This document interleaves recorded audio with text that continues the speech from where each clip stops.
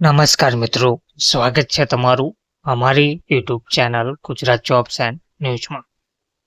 મિત્રો, નિવૃત્તિ વય મર્યાદા વધારાને લઈને એક સારા સમાચાર સામે આવી રહ્યા છે. આ કર્મચારીઓની નિવૃત્તિ વય 58 વર્ષથી વધારીને 65 વર્ષ જેટલી કરી દીધી છે અને અન્ય જે કર્મચારીઓ છે તેમની પણ નિવૃત્તિ વય મર્યાદા 60 વર્ષ કરવામાં આવી રહી છે. વિગતવાર જોઈએ તો એર ઇન્ડિયામાં મર્જર પહેલા વિસ્તારા એરલાઇન્સમાં પાયલટની નિવૃત્તિ વય મર્યાદા 65 હતી.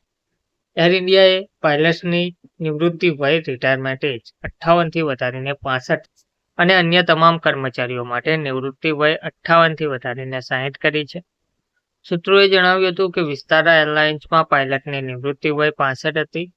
ગયા નવેમ્બરમાં વિસ્તારાના એર ઇન્ડિયામાં મર્જર બાદ સમાનતા લાવવા માટે પાયલટ્સની નિવૃત્તિ વય 65 કરવામાં આવી છે.